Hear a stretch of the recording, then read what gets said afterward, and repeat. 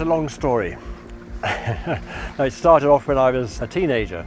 Did a bit of sailing at home back in England. It really started, I happened to be in Tunisia and I was trying to get from Tunisia to Malta. And in those days I didn't fly very much. I used to try and, if I could, bum a ride on a yacht. It was a way of seeing the world.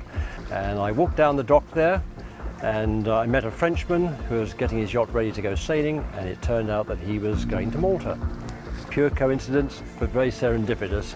And so I ended up going with him to Malta. We became firm friends. We decided that we would build a yacht and sail around the world. That's where it all started. It must be for anyone when you first go offshore and you find yourself out in the ocean. You've left behind you all thoughts about your normal life because you're completely cut off. It's just the rhythm that you get into, this day and night rhythm.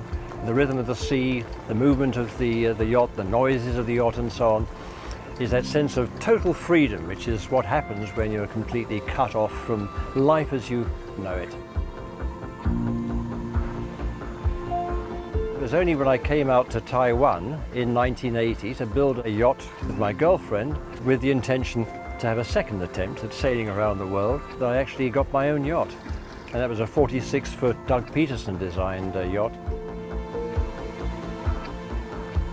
Well, it starts off with the fact that we have now been representing Beneteau out here in Asia for the last, well, I think it's 35 years now, a very long time. So this relationship with Beneteau goes back a long time. It's very close, and we're very proud of the fact that we have worked together so well for so many years.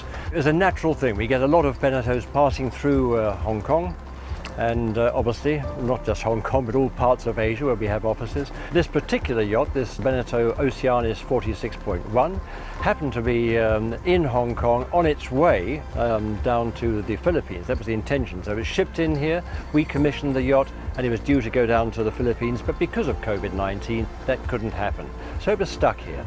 And then the owner called up and told us, look, we can't get it down to the Philippines, so can you try and sell it there in Hong Kong? I got wind of this, so I said, well, hang on a bit. Held my hand up and I said, well, all right, you can make it me. Maybe I should take this on.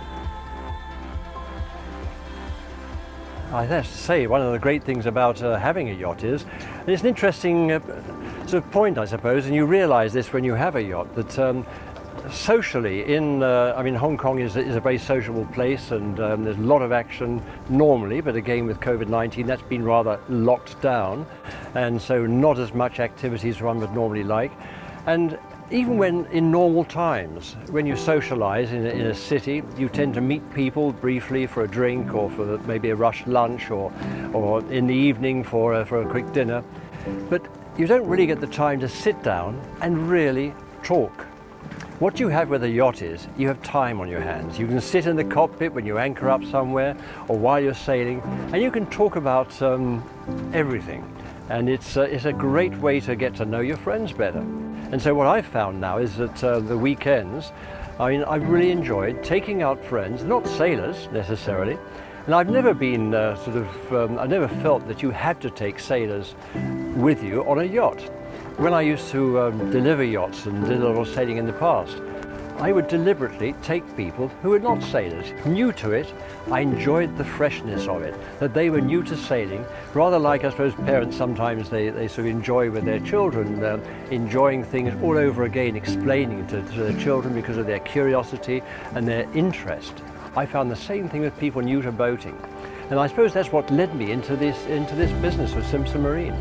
Because introducing people to it and then sharing my passion with them and seeing them, seeing how they light up, how they really enjoy it.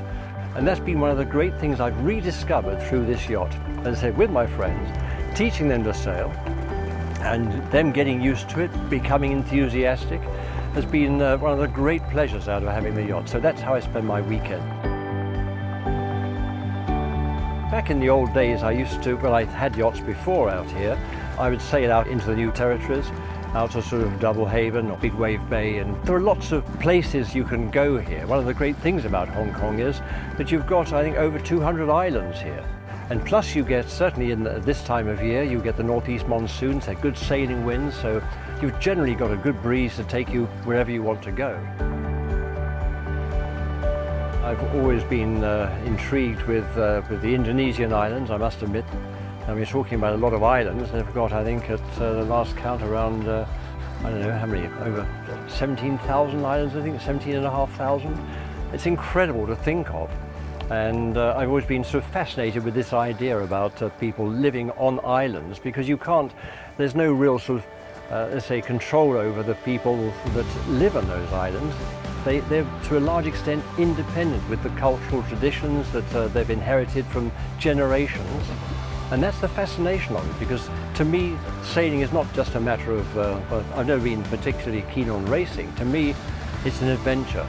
It's much more a question of, I suppose, adventure. The destination is the thing. Certainly the journey is fascinating and being out on the ocean, but the destination.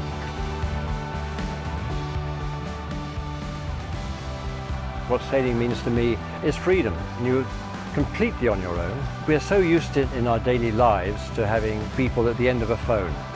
But once you're out on the ocean, you have none of that. You're completely cut off from it.